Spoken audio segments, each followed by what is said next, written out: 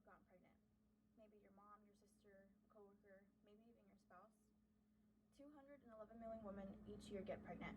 And out of those 211 million women, 700 to 900 of those women will die during childbirth. The issue with this is that 60% of those deaths are completely preventable. According to the Commonwealth.org website, hemorrhages and cardiovascular disease are the leading cause during pregnancy. During birth and after birth, infection is the leading cause of maternal mortality rate. So how can we fix this? Access to safe sex education. A study done from 2006 to 2013 by Laura Lindbergh, sex education decreased from 70 to 60% in females and from 61% to 55% in males. Me personally, I never got an actual safe sex education course while I went through school. Safe sex education provides more knowledge to females and males about how to use safe contraception and how to better take care of your body while going through those changes. The next thing we can do is standards of care for pregnant women in the hospitals. So, of course, different emergencies are going to require different types of care. So every hospital should have the basic necessities for any kind of emergency. So you're going to have your crash cart, you're going to have your oxygen, you're going to have your Chucks pads, which are just pads that soak up the blood so they can track how much blood loss is being lost during childbirth. Just doing these simple things can greatly affect the outcome of maternal mortality rate. It helps the response time of the emergencies. It helps doctors and nurses track how much blood a mother is losing during pregnancy, if that is the case. And if it's detected early enough, we can prevent all these emergencies from happening in the first place.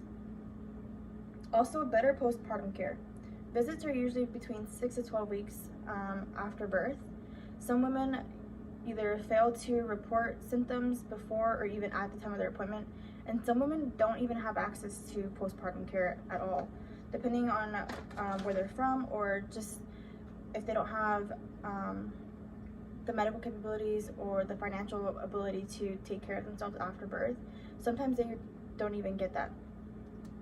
In 2011, clinicians started the Cardiometabolic Clinic in Maternal Fetal Medicine to offer closer oversight during the postpartum period.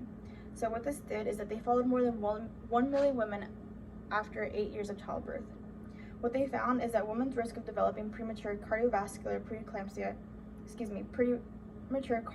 disease doubled if they experienced preeclampsia or related complications during pregnancy, and were 7 times more at risk if they smoked or had other pre-existing factors. With this research, they can detect emergencies faster, they can detect them easier, and if this patient or woman has a history of those related complications, they can take the standard precautions in the future for their next baby, or even just for the rest of their life, to take care of their health in general. So what can we do to fix this and make it better? The one thing you can do is vote for your officials. It sounds super cliche, but it's the easiest thing you can do, especially with what's going on in Texas right now with the anti-abortion laws and Roe versus Wade, all those things happening right now. That is stripping women of their autonomy, bodily rights. So if we don't have anybody speaking up for women and telling women that it's okay to get help and it's okay to do what you need to do for your health and your baby's health, then we're pretty much stuck at this point. Also, it's important to educate yourself. Programs like WIC and Medicaid offer breastfeeding classes, they offer postpartum care, they help with financial burdens that pregnant women might endure during pregnancy, after pregnancy, and even help with their kids' appointments. These are all small things that we can start doing, whether it's educating ourselves, voting for people, whether it's helping others who don't have access to these resources. We can lead them to these resources, and it could possibly even